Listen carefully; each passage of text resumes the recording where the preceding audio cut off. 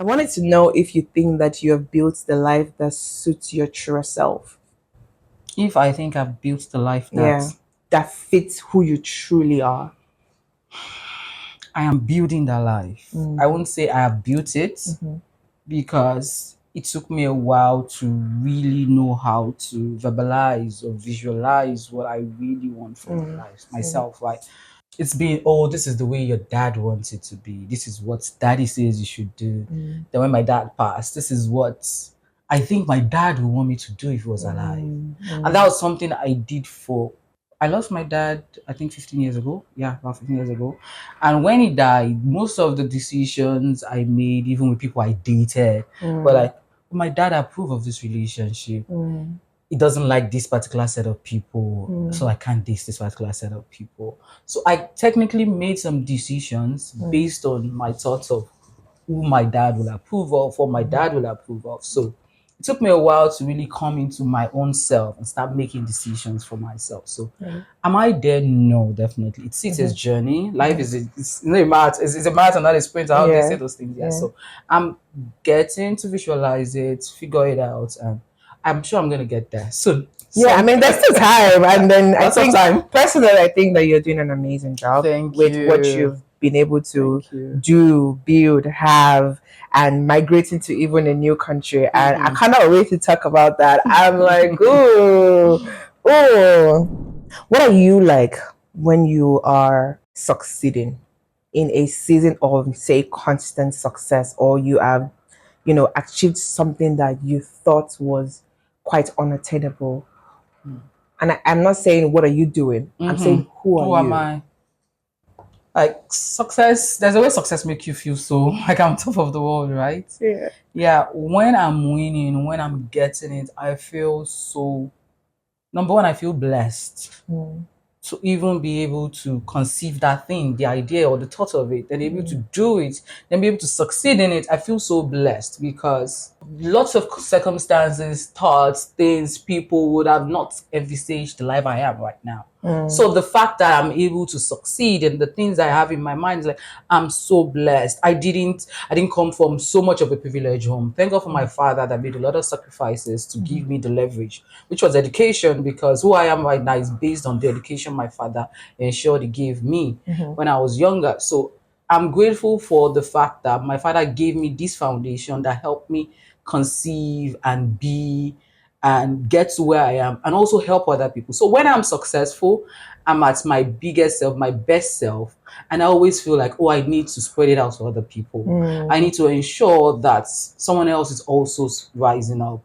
I need to ensure that I'm not just succeeding on my own. I'm sure that I'm handing off that success or that thought, that dream to my siblings, to my cousins, to other people in my extended family that I feel they can do well and also bring their family out of poverty and stuff. So of course I think about getting, maybe if it's money, financial success, getting maybe the latest shoes, latest wig and stuff, As but a babe. also ensuring that I'm doing something to ensure that the next generation makes better choices. And I feel my best self and I'm also able to think about what next because that's what keeps me moving. I'm sure that I'm not staying stagnant. Got it. In opposition to that question, who are you when you're failing? Of course, I'm sad. I'm sad. I'm unhappy. You don't see me when I'm crying and I'm unhappy, but I am someone that criticizes. When I say criticize, I examine myself to see what did I do wrong? How did I do it wrong? Why did I do it wrong? So I examine myself so much so I'm able to see, okay, this is why I missed it. This is how I missed it. So I allow myself stay in that space where I'm able to analyze. Well, I just need to ensure there's a balance so I don't get so deep in it and start crying and miserable, right? But I try to examine myself to be sure, okay, failure, of course, I failed in, okay, well, I say I failed, I missed this, I missed this. How can I do better so that next time how can I do better so that next time the result is more positive and not as negative and stuff? So I just try to introspect, look at what I might have done wrong, and definitely use it to do better next time. Is there a particular season of maybe failure or shame that has maybe changed the trajectory of your life in a better way? Like maybe for me, I always see it as I've fallen in love with failure. I've fallen in love with failure. I used to detest it, but now I've fallen so much in love with it. And in as much as the ego part of me does not want to fail, my heart and my soul and my being knows that that's what I need to be a higher human, so to speak. So there are failures where I'm just like, right now, I hate you.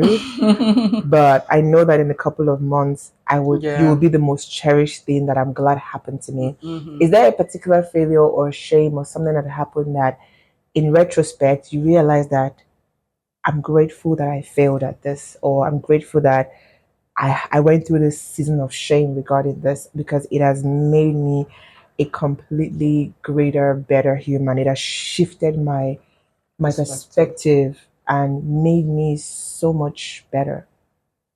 Hmm. You talking about it, the only thing that was popping up in my head is motherhood. There was something that happened with my daughter early this year, and that's the only story I can really say to explain this particular question Mm. because I'm not sure that's the kind of answer you're expecting, but No. truly, this year has been an interesting year for me because lots of things that happened at some points has made me start changing my perspective and my decisions and stuff. So early this year, I work remotely, I work from home, right? And my kids go to school, they come back. I'm downstairs, I give them instructions, do this, do that, and stuff, right? So everybody's fine. And it's amazing how I can talk about this story so easily because Mhm. at the time it happened, I was so overwhelmed with shame and failure as a mom. I was like, I failed somewhere. Where did I fail? Where did I miss it? We're a Christian family. I've given you all I think I can give you as my child to make Mm. the right decisions. I can't believe you're making these wrong decisions, Mm. right? Yeah. So that day I was just doing my work. Ideally, I won't necessarily go upstairs to check on them because I work downstairs on the lower level of the house. I just felt an impulse to just go upstairs and check on them. What are you doing? Let me check on you. So I went upstairs to just check on each child. Are you okay? And as I was going up the stairs, my daughter was on the laptop because they have classes online, they do things online, homework, assignments online, and stuff. Thanks to COVID, Mhm. she was on the laptop, and I know you shouldn't be on the laptop at this time. You should be cleaning up your stuff from school, doing whatever it is you need to do, eating, so that you can be well settled to read, right? And I saw her on the laptop, and she closed the window. I was like, no, something is wrong here. Mhm. Ideally, My heart is something is wrong here. And normally, like the browser settings, because each person has their own laptop, I check what they do to just be sure, okay, I know what each child is doing. pounding. And so, when anyone that is playing game, why are you spending so much time on games and stuff? And in my mind, I was like, here you go again. She's playing game again after school. I've told you not to play so much games because you need to study. And I'm like, I want to see what you closed. She tried faffing around. I said, no, you closed the window just now. I want to see that window. And she opened the window. And I was overwhelmed by she was on the, we know she shouldn't be on like a chat this thing. So like a Mm. Yahoo Messenger, whatever it is. No, if you need to communicate with your friends in school, communicate with them in school. Don't bring that thing home. When you go back to school, you'll be friends. And I saw that my daughter was actively communicating with strangers all over the world on a communication app. And I was overwhelmed by some conversations that were being sent to my daughter because the fact is, this 21st century, with level of awareness, our kids are exposed to all these perverts, Yeah. all these crazy people all over Yeah. the world. And that made me say, although we've spoken about the risk of talking to strangers on the internet, Mhm. but my daughter was actually actively talking with strangers all over the internet. Somebody could have come into my house and kidnapped my daughter. But somebody, she could have risked her life by talking to strangers. What do you mean you are looking for friends on the internet? You have enough friends in I'm so sorry. I school. could still feel the anger. It was a terrible season of my life because I was like, gosh, where did I fail as a mom? Mm. We know all these boys, they say they are 16, but they are grown up men that are sex trafficking girls. Mm. Communicating with my daughter, oh, where are you living? Where are you staying? All those kind of, and I was shocked. because it was just a little bit of detail that was left for my daughter to really be Giving giving information. information that she shouldn't be giving. And I was overwhelmed in my shame, actually, for a while. I was almost falling into depression. Like, where would I feel? Where did I miss it? Then somebody sending her a kiss on the internet and she's blowing a kiss back. Somebody saying, I love you, and she's blushing and all that. Like conversations, even to the craziest amount of conversation that you can imagine. And my oldest child is just 11-year-old. And I was overwhelmed with shame. How can my 11-year-old child be talking to these strangers on the internet? I felt like I failed as a mom. I felt like there was something I wasn't doing right. I was overwhelmed by my own shame that one day I just snapped and I was like, this is bad for my mental health. And I had to speak with somebody who was my friend. And that was the person that helped me come out of my shame. She was like, you've done nothing wrong. Yep. It is not something you should kill yourself Yeah. over. These things happen. The person also talked about personal experiences, and I was like, okay, I would have been dying and killing myself thinking I was the problem. But here is another mom that's struggling with the same thing. And she knows another mom that is struggling with the same thing. But in our own individual homes, we felt like failures. We felt like we failed as mothers. We felt like we failed as women. But we're all facing the same challenges, but because we don't talk about it, we don't get to share our pain with each other, and we don't get to come out of that shame. So that was something that was a season that could have got bad for me mentally if I wasn't able to communicate with another person that is also dealing, that also dealt with that and was able to figure it out. And that really helped me know that really, only when you keep quiet do you die with that shame. Inside, but it doesn't also mean you go yapping around to everybody. You just need to figure out who is this trusted person that I can even just pour my soul to, and I'm sure the person is gonna get me. Yeah, I love it. I know you weren't expecting that response. No, I wasn't, but I'm also like, thank you for sharing that, because that can be something that is something people want to hide, especially when it comes to their child. And then also being vulnerable, talking about, a lot of parents want to just talk about the successes of their children, and that's okay. But we're all living in this human life. Yeah. We will fail. Nobody gets to make it alive without going through their failures and their shame. And then my question to you then is, when you were 11, what were you doing? Yeah, because that was when I was 11. Funny enough, I was very stubborn as a child. Yeah, because I was like, when I was 11, what was I doing? I don't talk to boys at 11. My father would kill me. He would kill me. I was stubborn. I rebelled against my dad a lot when I was young, but I had boundaries. Because I was like, I know I can push this man's button to this stage. But if I pass it, I'm going to be in deep soup. I don't want to pass those boundaries. So I kind of had sense. Even in my foolishness, I had sense. Yeah. So it was just school, come home, read, lesson, stay at home. When your dad comes, push his button a bit, getting pissed. Really? Fight. Were you very intentional about it? Sometimes I was. Wow. Push his button, tell him go crazy, let's fight. Yeah. But I stress that man a lot, I know. Oh my God. Okay, so my other question is, did you then seek to understand why she was doing what she was doing? I did. But the fact is that when I was growing up, there was no internet. I didn't have a laptop. But as at the time internet started coming up, I had pen pals. That was where I was like, okay. I think when I finished secondary school, like 16, 17, 18-ish, then there was cyber cafes. I would use my money to go to the cyber cafe, to join all these useless rooms, like all these public rooms, to look for pen pals. That's the way they're opening your windows. Because look at all the extremes you have to go through to actually talk to someone. Why your daughter is just in there, just talking to someone. Yeah, I have pen pals all around the world. That was actually chatting with. Things have changed. Yeah. World is totally different. Now the internet is on our lap, on our table, right? But the only thing is, as at then, maybe there were no sexual predators. Maybe there were Yeah. nobody trying to pick up teenage girls all around the world and sex Yeah. traffic them. But now things have gotten crazier. Yeah. So I had to make her see the risk of talking to people randomly, giving off your personal information, your Yeah. school detail, your deeds on the internet. Yeah.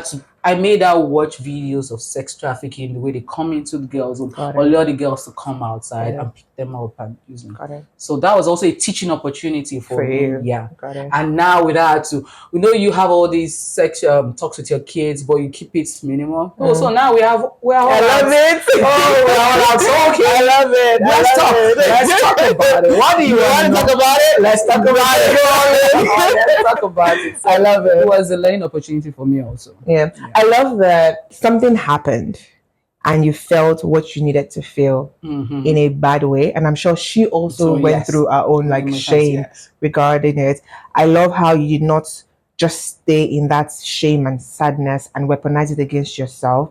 I love that you sought help, whether it was professional or unprofessional Oh, or we with tried community. professional help also.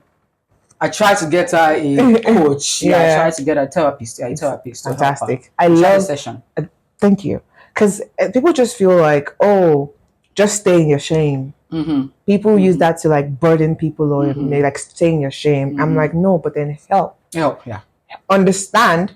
And then if you understand, if you get to the root matter, you can then help for that to know what, because at the end of the day, you just see what someone is doing, but you're not stringing it back to the root of the issue as to, are they really that bored? Is it that they're getting to the age where things are beginning to fancy them and all of that? I loved how you took those steps to say, this is how I feel right now, and stop in your tracks and not weaponize it against yourself. Seek help for both parties, you and your daughter, and then find solution, come to resolution, and then take action to different. And kudos to that. Thank you. Well done. And actually, our relationship is actually better for that also. So are you now grateful But I have that friends. But I need to tell her sometimes, I'm not just your friend, I'm your Friend. mom.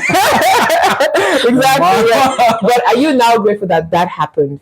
Will I say grateful? But I'm thankful for the ability, for that chance to be able to have that conversation and teach her. Yeah. Because I think what I'm learning also recently is the fact that in whatever relationship, mother to child, lovers, friendship, there will always be conflict. Yes. And we're seeing conflict as something bad, which in the reverse of it is for you to come to a place of repair and to be able to grow into knowing the fullness of who we are individually, not just trying to play, oh, this is what we want me to be, and all of that. Like, I don't know. It's interesting. Well done. Well done. You. So Abigail is a mom. Abigail is a wife. Abigail is a professional. Abigail is a daughter. Yeah. Abigail is this and that, and she's winning in all these aspects. And who is Abigail to Abigail? Wow. Okay. Who am I to me? Yeah. Abigail, who are you, darling? Ooh, I love that too much. Ooh. I think Abigail actually likes to have conversations in her head with herself, right? Yeah. And she likes to be in charge most times. Abigail likes to be in control of situations. Okay, I've talked about being in control of situations, want to know how things will always pan out, always need to be sure that everything is in place and stuff. She always does things for people and puts herself like at the back burner, right? But now Abigail is like talking to herself. I'm like, girl, you only live once. You can't make your life choices based on what people will say. Sometimes we fight about that because they're like, okay, people will talk. Do you really want to worry about what people will say? Or, oh, I feel I can't do this.